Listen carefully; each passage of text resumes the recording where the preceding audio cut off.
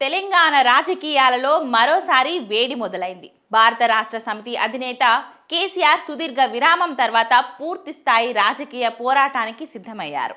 ఎర్రవెల్లిలోని తన వ్యవసాయ క్షేత్రంలో పార్టీ ముఖ్య నేతలతో నిర్వహించిన సమావేశంలో తాను అసెంబ్లీకి హాజరవ్వనున్నట్లు పార్టీ శ్రేణులతో చెప్పినట్లు తెలుస్తుంది. డిసెంబర్ 29 నుంచి ప్రారంభం కానున్న అసెంబ్లీ సమావేశాలకు కేసీఆర్ హాజరు కానున్నారనే వార్త ఇప్పుడు హాట్ టాపిక్ గా మారింది.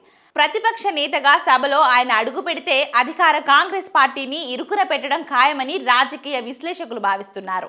తెలంగాణకు రావాల్సిన నది జలాల వాటలో కేంద్ర వివక్షను, రాష్ట్ర ప్రభుత్వ నిర్లక్ష్యాన్ని అసెంబ్లీ వేదికగా ఎండగట్టాలని కేసీఆర్ నిర్ణయించారు.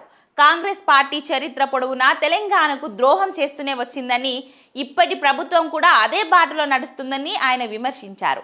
అసెంబ్లీ సమావేశాల అనంతరం రాష్ట్ర వ్యాప్తంగా భారీ బహిరంగ సభలు నిర్వహించి ప్రజలను చైతన్యపరచాలని పార్టీ శ్రేణులను ఆదేశించారు.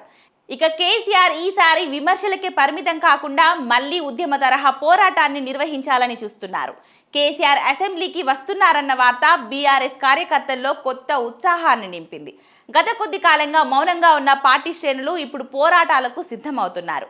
అసెంబ్లీ తర్వాత నిర్వహించే సభలు రాబోయే స్థానిక సంస్థల ఎన్నికలపై ప్రభావం చూపుతాయని పార్టీ భావిస్తుంది.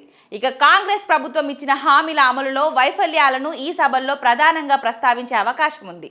బీజేపీ, కాంగ్రెస్ పార్టీలు రెండు తెలంగాణ ప్రయోజనాల కంటే జాతీయ ప్రయోజనాలకే ప్రాధాన్యత ఇస్తున్నాయని, కేవలం బీఆర్ఎస్ మాత్రమే రాష్ట్ర అస్తిత్వం కోసం పోరాడుతుందని ప్రజలకు వివరించడం కేసీఆర్ వ్యూహంగా కనిపిస్తుంది. తెలంగాణ ద్రోహుల అసలు రంగు బయట పెడతామని కేసీఆర్ చేసిన హెచ్చరికలు రాబోయే రోజుల్లో రాష్ట్ర రాజకీయాలు ఎంత ఉత్కంఠభరితంగా ఉండబోతున్నాయో స్పష్టం చేస్తున్నాయి.